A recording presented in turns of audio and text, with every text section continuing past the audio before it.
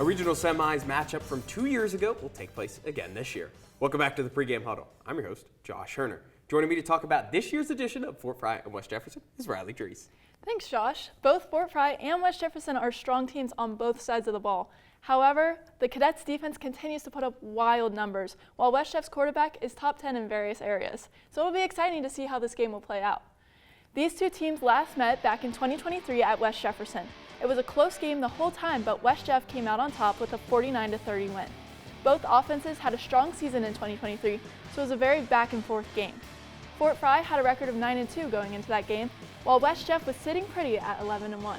Both teams were able to make several defensive stops, but in the end, the game would be decided by the offense.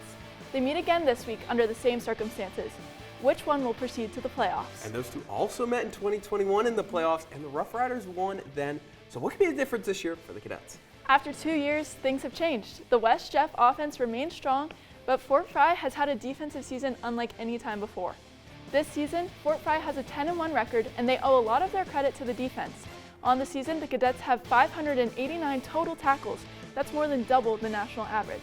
With about 65 tackles per game, their opponents have very little hope of getting anywhere near the end zone. And with 15 interceptions this year, quarterbacks everywhere should be scared. 6 caused fumbles and 97 tackles for loss really speaks to how aggressive this defense is. On the other side of the ball, West Jefferson's Austin Fisher continues to have impressive performances each week.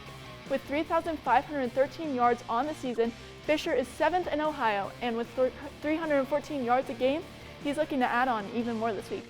29 passing touchdowns and 10 rushing this season. Busher's offense continuously puts up high scores. With these teams having opposing strengths, this week's game should be very exciting. Yeah, and I'm sure Fort Frye wants a little revenge from 2 years ago. Thanks, Riley. For more of the pregame huddle, make sure you catch all of our breakdowns, previews, and more on Facebook, YouTube, and X. And don't forget to catch episode 13 of Gridiron Glory tomorrow night at 11:30 p.m. on WAUB and the WAUB YouTube channel. But until then, remember, there's nothing better than Friday nights and Gridiron Glory.